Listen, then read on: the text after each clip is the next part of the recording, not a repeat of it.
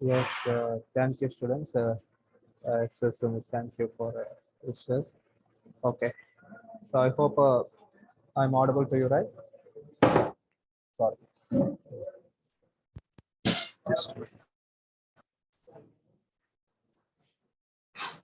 At 12 o'clock, I have another class in offline mode, so I will finish this class 5 minutes early. Okay. Mm, 1 second. Let me check.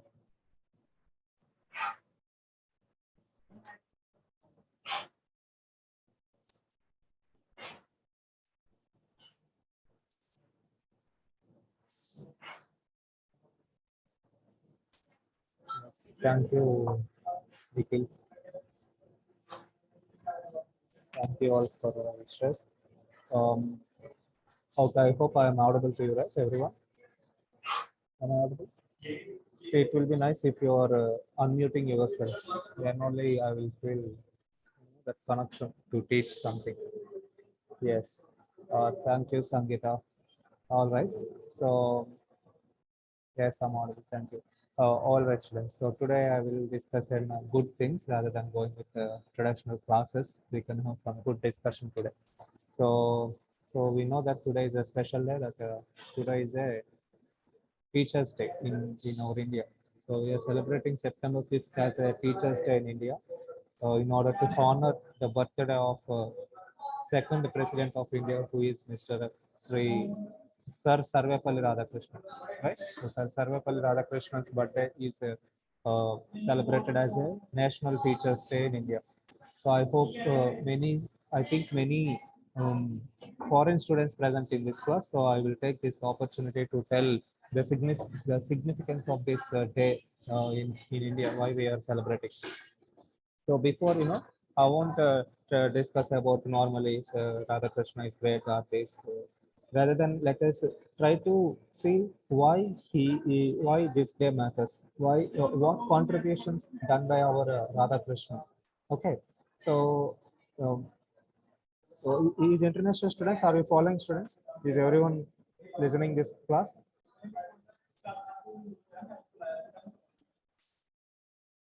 Yeah, I hate this online classes. It's like teaching to zombies. Inputs. Yes, students. Okay, okay. See, there is this problem with one thing. So we know that India was ruled by British people for almost 70 to 100 years. So in the if you see the history that India is under the rule of British.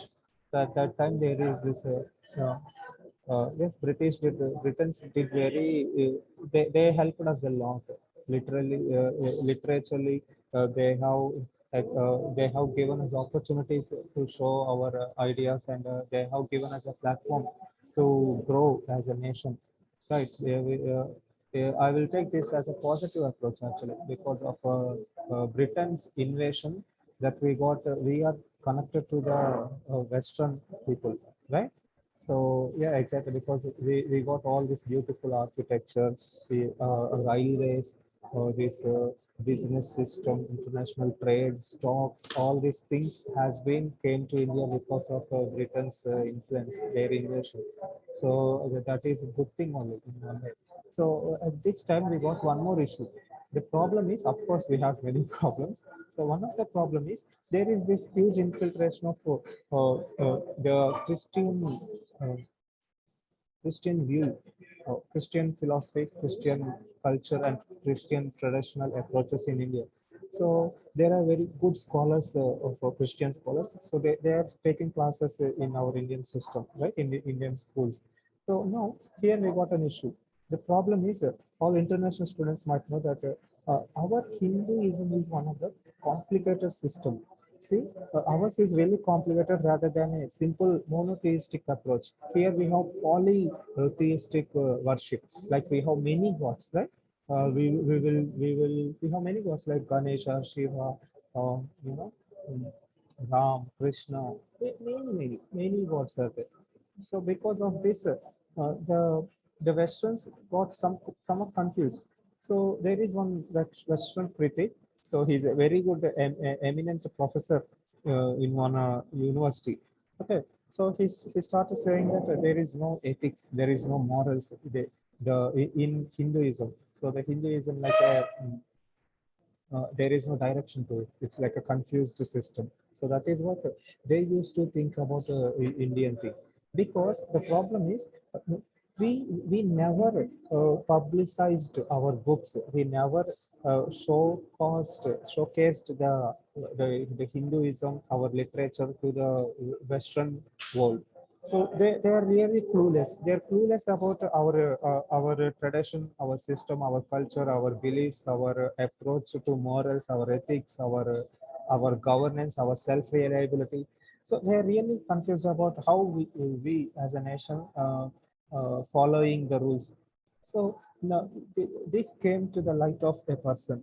So there is a person from Andhra Pradesh. So from Tirupati, there is a small kid. So by the age of 12, when he is studying he's a very bright student. So he got all scholarships. So he's a bright student. So one day, uh, when he's attending a lecture of a professor, so he started criticizing the Indian philosophy, the Hindu philosophy.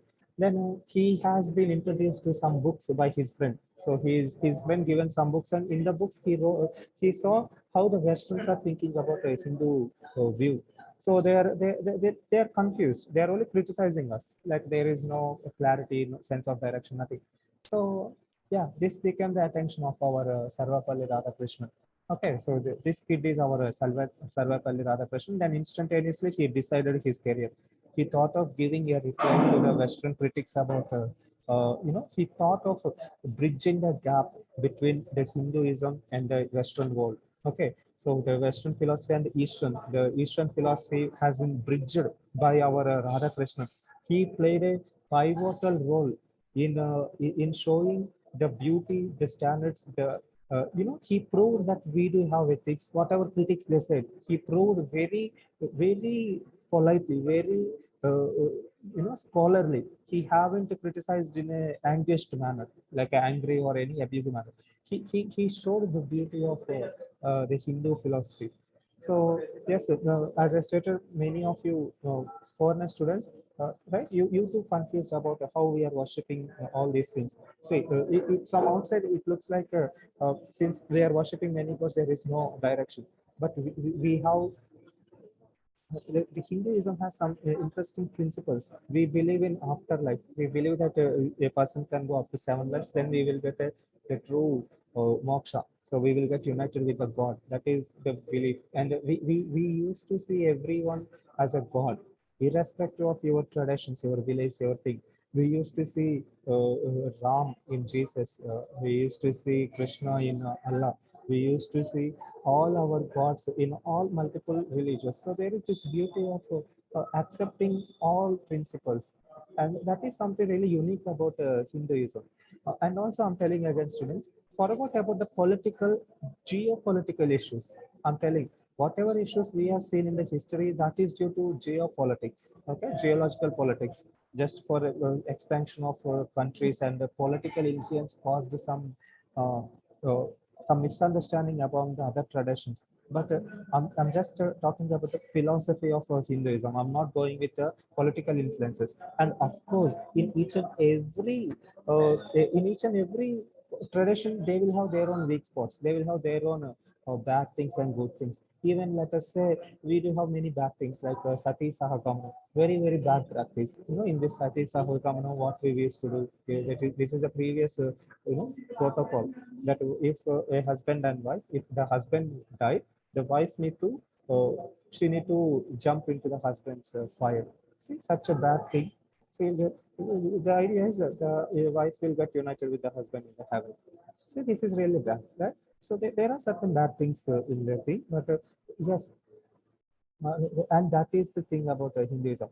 Our Sarvapalli Radhakrishnan has really showed the positive things in the Hinduism, and also he critically analyzed about the loopholes in our system, and he resolved the loopholes. He sincerely resolved all the loopholes, and he uh, he fulfilled the gap, as I stated. So by this. Uh, So he became an eminent professor in the field of this philosophy, this Western criticism over uniformitism over Hinduism. So the way he criticized, the way he defended, the way he approached to the Western world about Hinduism is really a breathtaking thing. So he haven't went with any angriness. Okay, even the he has been nominated for Nobel Prize in Literature for 16 times. 16 times he has been awarded for Nobel Prize. Okay, and also he has been nominated 6 times as a Nobel Peace Prize winner. So he has been enrolled in 2 categories for Nobel Prize. See, Nobel Prize we know, right? That is the highest award a person can get in the field of literature, science, or engineering or medicine. So you just understand the contributions that our Radhakrishnan did. Even the other interesting thing is, even though he's criticizing the Western philosophy, he used to appreciate all Western philosophers. Even Western philosophers are very friendly with our Radhakrishnan. They all like our Radhakrishnan a lot. Okay, the highest honor, the highest civilian honor award in India you will get is Bharat Ratna. So our Radhakrishna got this Bharat Ratna award, and also not only India. See, the highest award you can get, civilian award you can get in Britain will be Order of Merit, OM. Okay? So British Order of Merit means that is the highest civilian award one can receive by the British Queen. And our Radhakrishnan is privileged to get that award from British Queen. So he became Sir Sarvapalli Radhakrishnan because of the becoming knighting by our queen. So you just understand how good he is. Even the British themselves has appreciated our Radhakrishnan's work. So yes, this is what he did actually. So he know the value of education. He know that there is a lack of awareness of Hinduism to the world. So that is why they're confused, and they are doing this uniform criticism over Hinduism. So he understood the value of education. He understood the value of publishing the literature and making the literature available to the world.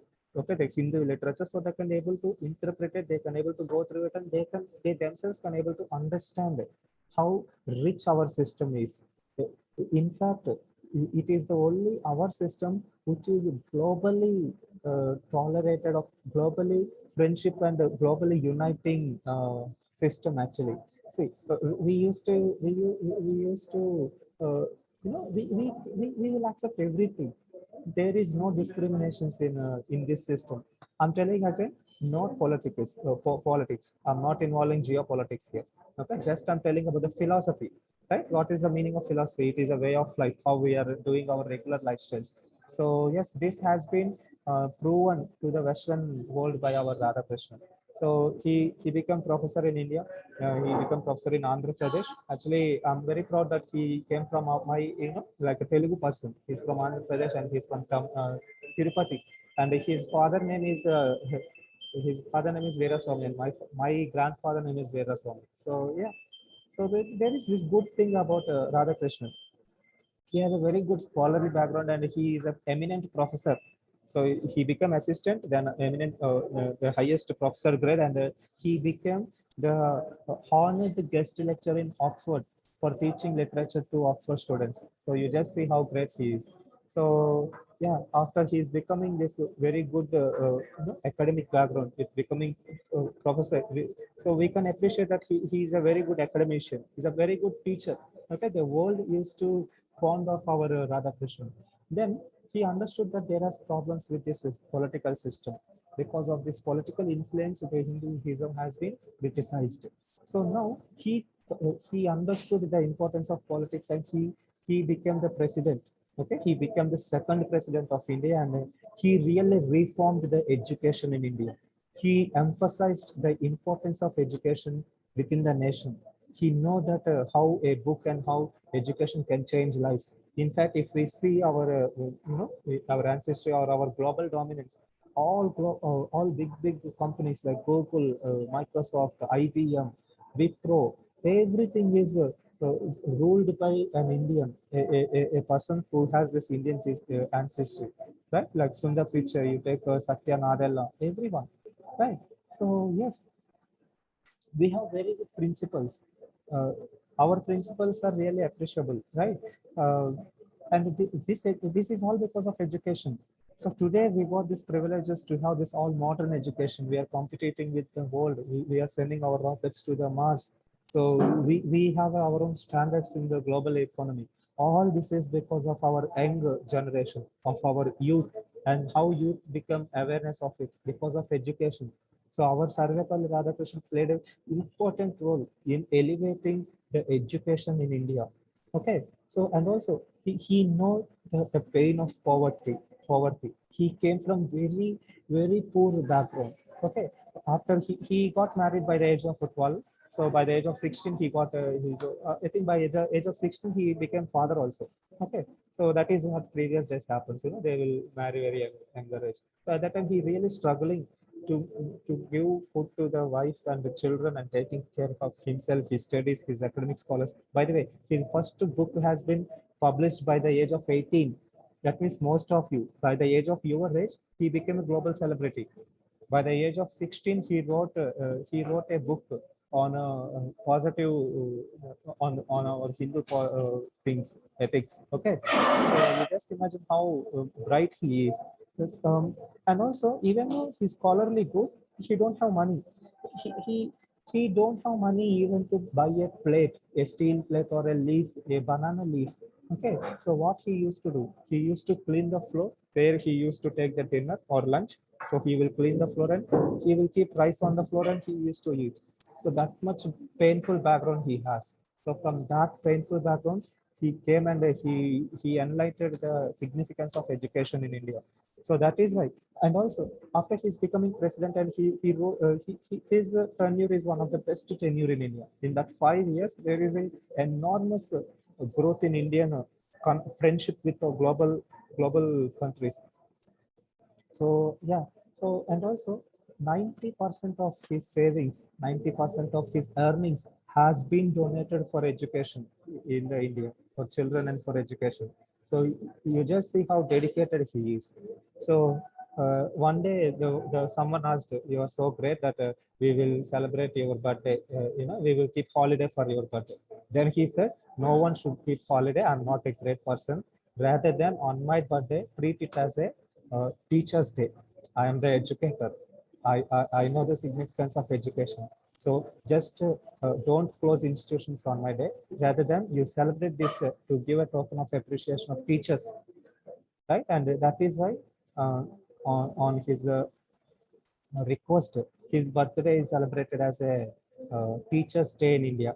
So he's a great person, and we need a person like him, the person who can able to positively show the tradition to the world, right, without going into the politics or any other issues. So yes, he did it. He achieved in what he done. So because of Sarvepalli Radhakrishnan, I become a teacher and you become my beloved students, and we are having this beautiful education system in India. So this is all because of our grand ancestors like our Radhakrishnan.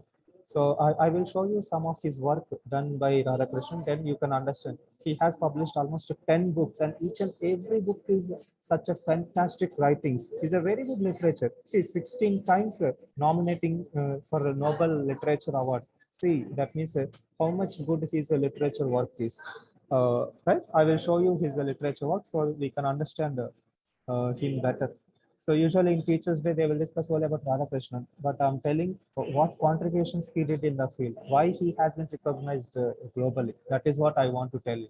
Because as an educator, it is my responsibility to know you the behind the scenes or the reasons behind everything. So I will show you his work. See here, yeah. As I stated, see, usually in the textbooks you will see him as a old person, right? A white guy, a white cloth keeping on your head. Not. See, he's the actual professor. He's a good academician. He's a teacher. When I say teacher, he's an authenticated scientific teacher, literature teacher. See, this is our Radhakrishnan. He used to teach in Oxford. He knows very good English. So this is our Radhakrishnan, Sarvapalli Radhakrishnan, right? So yes, see his books. So as I stated, So he is a prominent Advaita Vedanta and masterfully defended the Hinduism against uniform Western criticism. He has been a instrumental figure in reshaping Hindu identity in 20th century. So with his tremendous knowledge, his power to change the country for better, his deeper and benevolent understanding of multiple cultures. See, he understood all cultures. He has seen positiveness in all cultures globally. He never criticized anyone. That is why people love him. He never criticized. Even our constitution has been made because of his views, his intention. Our constitution is one of the best constitution in the world because the way our Ambedkar wrote it, Dr. Ambedkar, it is influenced by our Sarvapalli Radhakrishnan guidance. It is not a one man's ideas solely coming from the brain. So yes, we have the beautiful, best constitution because of our Radhakrishnan and our Ambedkar. So Dr. Radhakrishnan has been accoladed with several prestigious awards, including knighthood in 1913, OM, okay, British Royal Order of Merit, and Bharat Ratna in 1954. See, so he wrote many books. So the first book he wrote is The Hindu View of Life. So this book delineates the concept of Hinduism in most approachable manner. It tells the readers what constitutes the Hindu way of life. Radhakrishnan acknowledges that religion in India may have myriad and confusing myths with many gods, but Hindu way of life is unique and it has something to impress you to the whole world. Yes, even though we have multiple God approaches, but there is this oneness with God. You know, in Hinduism, it is always about respecting the fellow person. Until you are respecting the next person, you are a good human. You will be the figure of God. So yes, he really showed the importance, the ethics, the morals. As the Western critics say, there is no values and there is no sense of direction in ethics in Indian Hinduism. So he showed we do have morals, we do have ethics, we do have guidelines, we do have principles, and we do have a very good way of lifestyle. So this has been shown by our. He proved it to the Western world. So that is what he did in his first book. Then in the second book, he said about a source Indian philosophy. So this book contains valuable teachings of philosophical insights of several ancient thinkers. A source book for Indian philosophy. It is a handbook of Indian cultural heritage, illuminates readers on knowledge of ancient. See, he has the first person to introduce our Vedas to the world. When I say Vedas, just like Greeks, just like ancient Egyptians, just like our Chinese, just like the other sophisticated cultures out there, just like them, we are also very sophisticated. We do have a very good sophisticated ancestry. We have one of the best Vedas, right?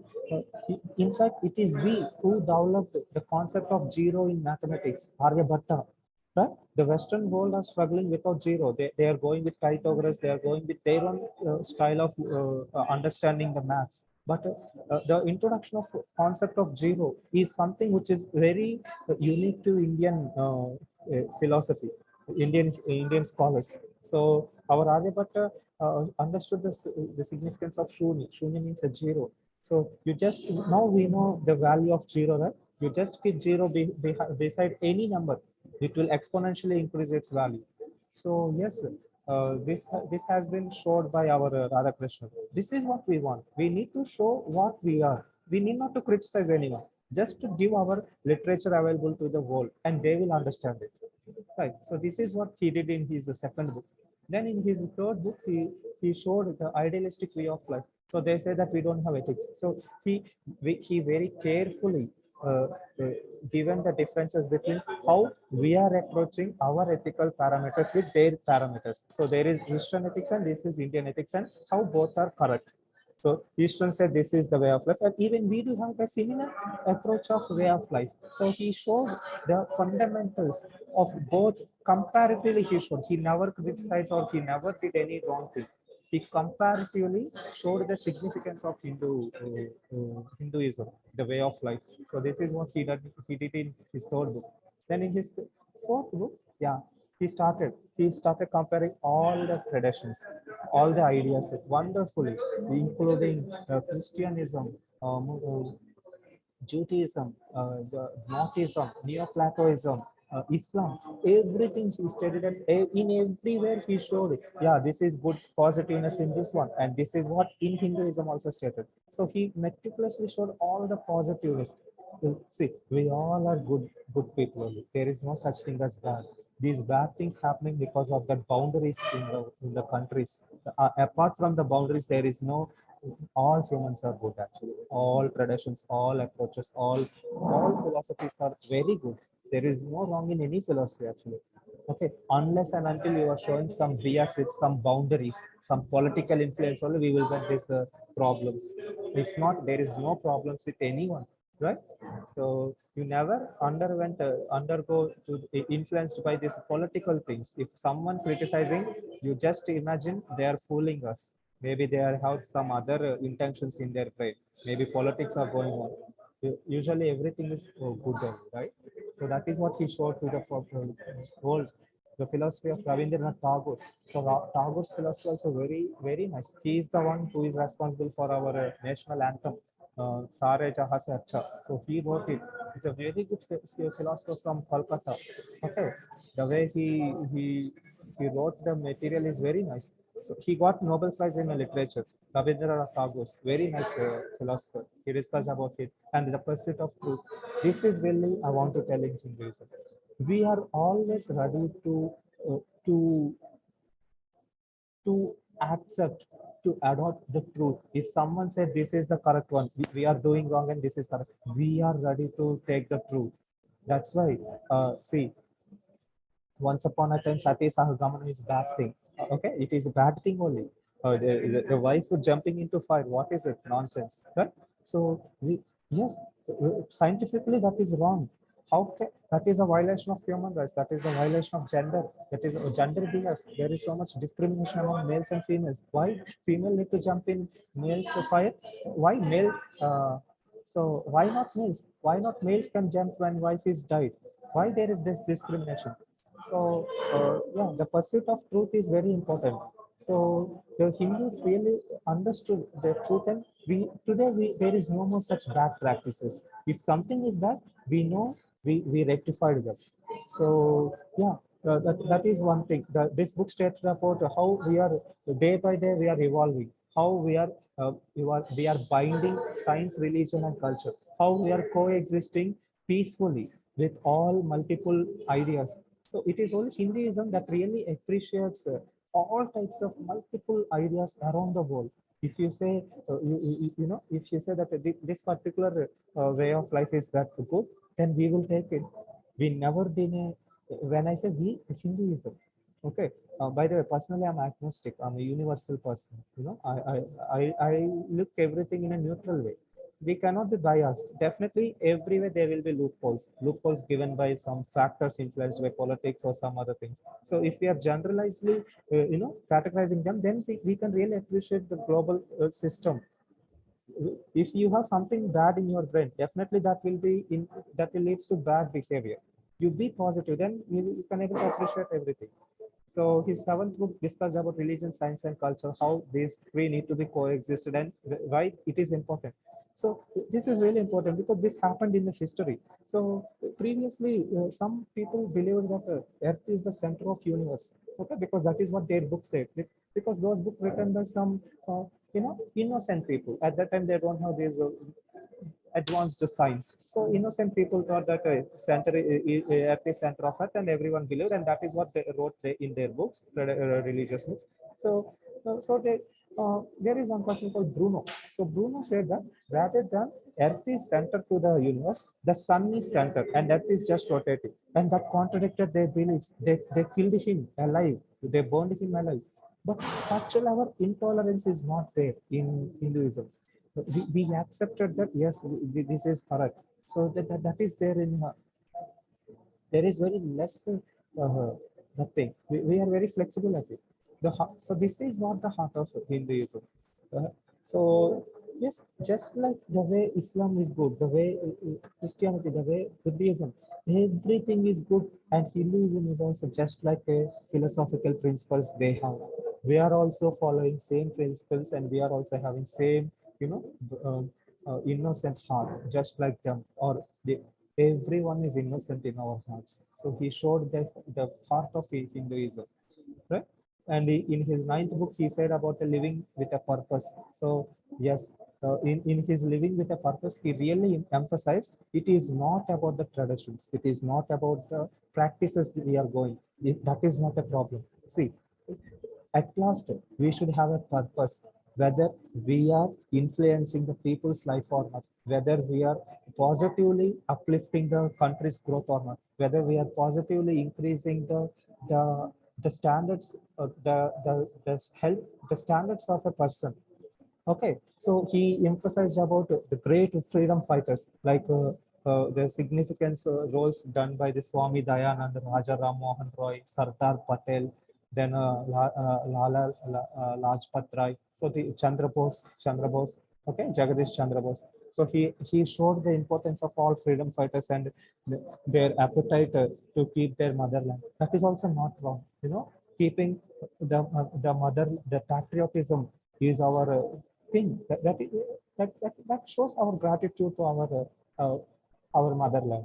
So he positively approached all these things, and he positively showed the importance, the significance of all global traditions, their cultures, and their systems. And last and final book.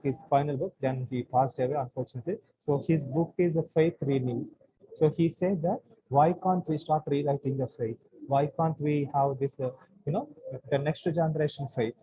Why can't we remove all these barriers? And this is how we got this beautiful Indian constitution. So today we don't have any disbeliefs, we don't have any contradictions, no pseudo beliefs, no more such things, intolerances. So today we become a very good global, everyone appreciating India. The reason is the openness we have, the way we are approaching them, the way we are ready to mingle with anyone. And all this is because of people like Radhakrishnan, people like Chandra Bose, people like Ambedkar, people like Gandhi. See, the way Gandhi went to get freedom, everyone has this human tendency, right? If you beat me, I will slap you back. But our Gandhi, he said, this one, non-violence, right? So such a beautiful system we have, and all these things has been beautifully well articulatedly explained by our Radhakrishnan. So he is one of the best scholar. Today the Westerns understood our India because of our Radhakrishnan's contributions in the field of literature, because he made the literature available for the global audience. Today no one has a enemy with us, right? Every nation likes India. No one has no enemy we have. Forgot about some boundary issues. That is a political issue, as I stated, like China or Pakistan. That is boundary issues only. But from the bottom of heart, we love everyone, and even they also love us a lot, right? So Chinese has this Confucianism philosophy. That is also a very good philosophy. So yes, so these are the major contributions of our Radhakrishnan's work. So that is why, since he is a great scholar and academician, his birthday is celebrated as a Teacher's Day. So yes, today we have all these positive things globally. Everyone likes us. That is because of our culture and our people like Radhakrishnan showed our importance to the global audience. So yeah, this is all about our Radhakrishnan, and let us again appreciate his presence among us once upon a time. Because of him, we are happy. I'm smiling, and I'm taking this lesson to you without any fear. So that is because of people like them. So yeah, this is all about our thing. So last and final quotation. Radhakrishnan really believed about the importance of education. See, I will tell one small story. Just something wrote, some scribblings on one paper. Okay, just by reading the paper, uh, you can start connecting to a person who is dead some 40 to 100 years ago, and that is the power of education, the power of learning, the power of books. He know the value of books, the power of learning. So yeah, so education is one of the one of the powerful weapon you have. No money, nothing can beat from education or learning. Just if you learn one time, it will be with you till your last minute. Till our death, we can have this knowledge. So knowledge is power. And yes, that has been showed by our Radhakrishnan. So there are many countries who are still, not afraid of having this power of this powerful education system. So we are all really blessed to have to live in such a beautiful nation, to have such beautiful influences and such a beautiful tradition to be alive. So you just see what's happening in the world out there because of the pseudo doctrines in their pseudo beliefs, right? So this is all about Radhakrishnan's influence in education. So thank you very much, students. I hope you got my point, right? So this lecture is not for any discussions or arguments. Okay, I said there are some loopholes in everyone. No one is perfect in this world, right? So let us see positive things in this. So I hope this cleared the doubts of about India, right? Uh, I hope international students listen. Indians already know, but international students might not. So yeah, this is about our Radhakrishnan, Sarvapalli Radhakrishnan, and that's why we are celebrating his day as a teacher's day. So as a fellow teacher, it is my responsibility to make you aware of what he done. So from my part, I tried this and I'll try. So thank you very much, students. Thank you very much.